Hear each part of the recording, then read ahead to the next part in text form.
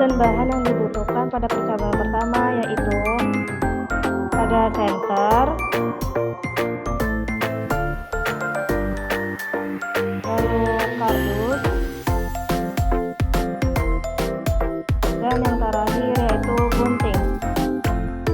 Langkah percobaan pada percobaan pertama yaitu pertama, siapkan alat dan bahan yang dibutuhkan, lalu potong kardus menjadi 3 dan diberi lubang pada tengah-tengahnya dengan posisi dan ukuran yang sama.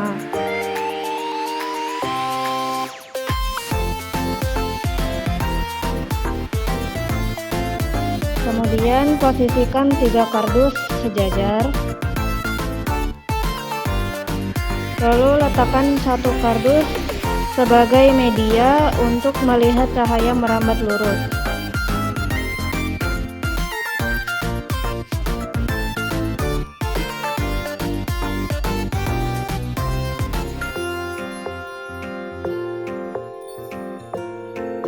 Lalu nyalakan senter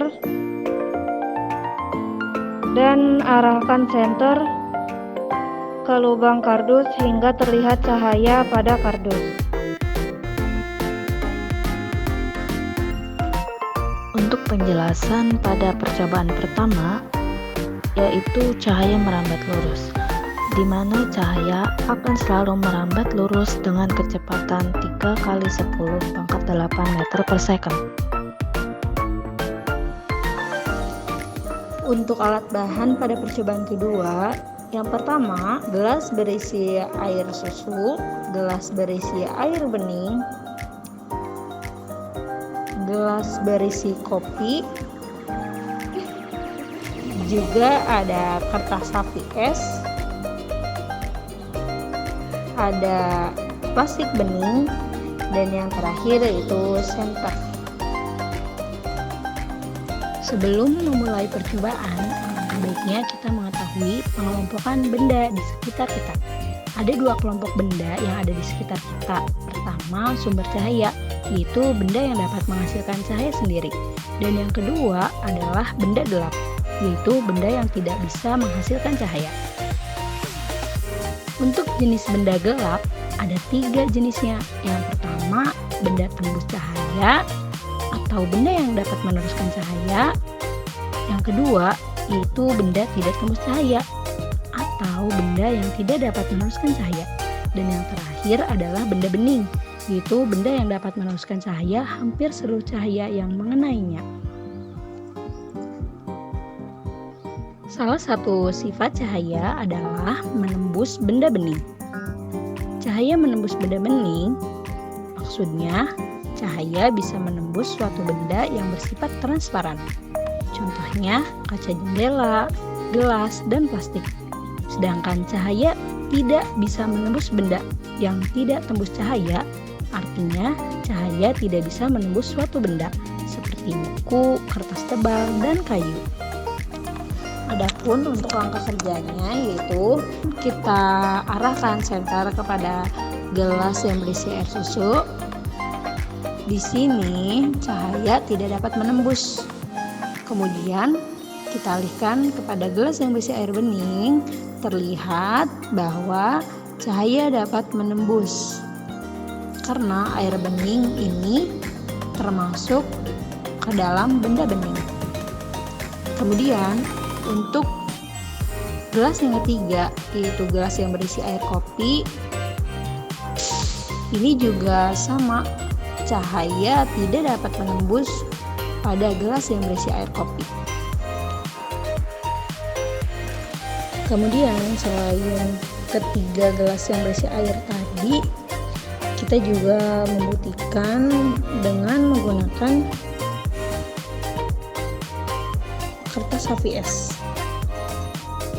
Ternyata HVS tidak bisa menembus cahaya. Kenapa demikian? Karena HVS bukanlah termasuk benda bening. Kemudian yang terakhir yaitu plastik es.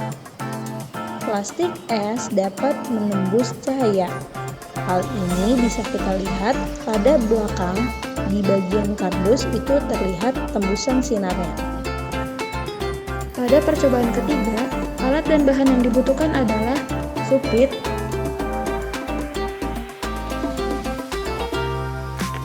dan segelas air.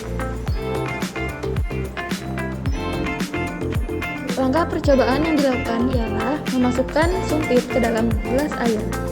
Hasil yang tampak, sumpit akan terlihat bengkok. Pensil terlihat bengkok ketika dicelupkan ke dalam air. Hal itu terjadi karena jalanan cahaya melewati dua medium yang berbeda.